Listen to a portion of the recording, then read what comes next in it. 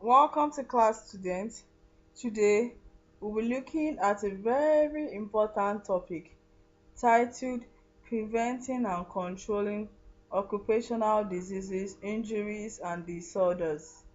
Preventing and controlling occupational diseases, injuries, and disorders. So, we'll be looking at different ways at which we can prevent or reduce, or another word for it is mitigate the effect of these diseases, or we can prevent them totally from getting worse. Introduction. Prevention represents the ultimate goal of disease control in epidemiology. It refers to action and strategies taken to ensure that diseases do not occur at all.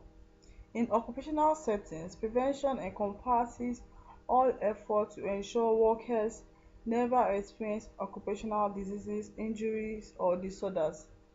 Control, however, is broader and includes prevention as one component.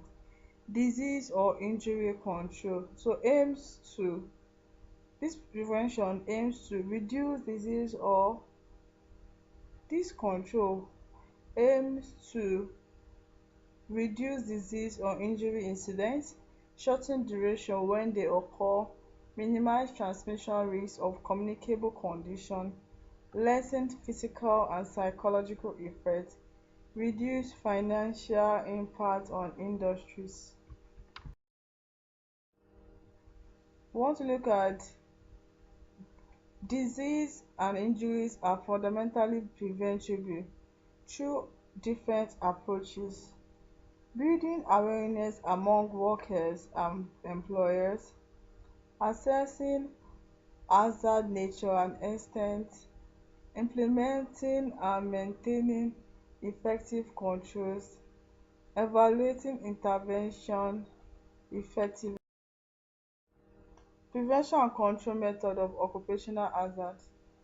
The hierarchy of occupational hazard prevention and control method includes the elimination, the substitution method, engineering control, administrative controls, personal protective equipment (PPE), industrial health education. So we have the elimination method, we have the substitution method, we have the engineering control, we have the administrative controls, personal protective equipment, industrial health education. So elimination in epidemiology. Disease control involves interrupting transmission pathway, a critical step preceding eradication of health problems. In the workplace environment, complete hazard elimination represents the ideal solution, though numerous barriers may make this challenging. Long service life of potentially hazardous products, where even minor quality defects could lead to liability issues. Difficulty or expense in modifying established production method also have increased cost from higher price raw material or extended production time. Alternative control approaches include the substitution method, the engineering controls, we have the enclosure, we have the isolation, we have the ventilation system, and the administrative controls.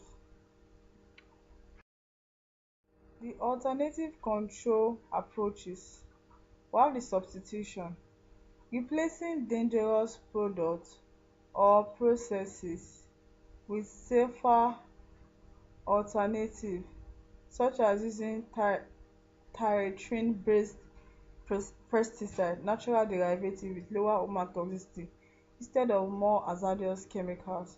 I'll take that again. The substitution, an alternative method um of chemical or hazard control.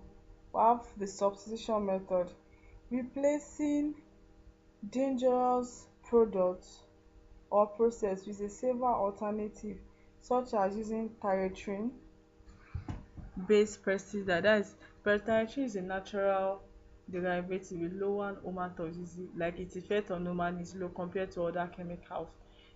It's advisable to use that. That is another substitution method in order to prevent or control the effect of diseases. While substitutes may cost more initially, they can reduce long-term expenses through decreased residues and health impact. When selecting safer alternatives, consider less volatile chemicals and solids instead of liquid. So we have the engineering controls, implementing technical measures to reduce hazard exposure such as modifying machinery or work processes, limiting exposure hours in hazardous areas, applying enclosure, isolation and ventilation strategies. Enclosure: when elimination or substitution isn't visible, partial or complete hazard contaminants becomes essential. When elimination or substitution isn't visible, partial or complete hazard containment becomes essential.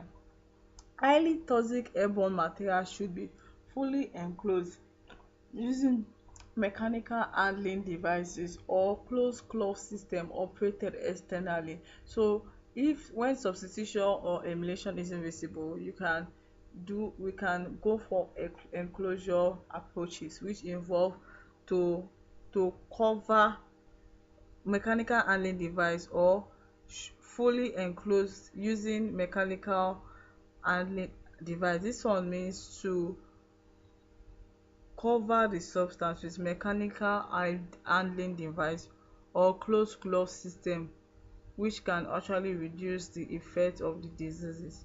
While enclosure minimizes exposure risks, it doesn't eliminate it entirely. Main ten ance workers servicing enclosed areas remain vulnerable, necessitating additional protective measures like specialized clothing, respirators, comprehensive training and medical monitoring. So what they are trying to explain here is that why enclosure method is not the is does not minimizes or does not completely eliminate the effect of these chemicals. It is advisable for workers that are working around that environment should be equipped with specialized clothing, respirators, comprehensive training and medical monitoring. One, isolation strategies. Isolation effectively controls workplace hazard by relocating hazardous materials to areas with minimal worker exposure or shifting operation to period when fewer personnel are present, weekend or overnight shifts. Workers can also be protected through placement in controlled environment like air conditioned booths, whether isolating the hazard or the worker. Restricted access and limited exposure duration are essential. During this process, there is restricted access and limitation exposure. It's very important. For example, confining dust generating activities to designated areas while providing proper protection for necessary personnel. It is important to recognize that isolation reduces but doesn't eliminate exposure risks. Ventilation system. Workplace ventilation serves dual purpose: maintaining comfortable environmental conditions, that is temperature and humidity, preventing airborne contaminants from reaching workers' breathing zones. Two primary ventilation approaches exist. We have the general or slash dilution ventilation and local exhaust ventilation. The general dilution ventilation, this is a system introduces or removes air to maintain contaminant concentration below hazardous level, utilizing natural airflow through opening or far driven circulation. Appropriate when contaminants are released in small consis ten t quantities, sufficient distance exists between workers and sources, only low toxicity substances are present, No filtration is required before external discharge. No risk for equipment damage for diluted substance. We have the local exhaust ventilation, another form of ventilation system. This targeted approach captures contaminants at their source before workplace dispersal, typically incorporating wood dust, air cleaners and fans. Unlike dilution systems, it removes rather than dilutes hazard, though not with complete efficiency. This method provides valuable when substitution process, modification or enclosure aren't available. That requires less airflow than dilution systems. Administrative control. These protocols limit worker exposure duration during scheduling and operational adjustment. Dividing shifts, that is 2 4-hour shift, 2 to 4 hour shift instead of 1 to 8 hour shift. Implementing extended rest period or shorten work shift. Relocating hazardous process to minimize exposure. Scheduling hazardous operation during low cost exposure and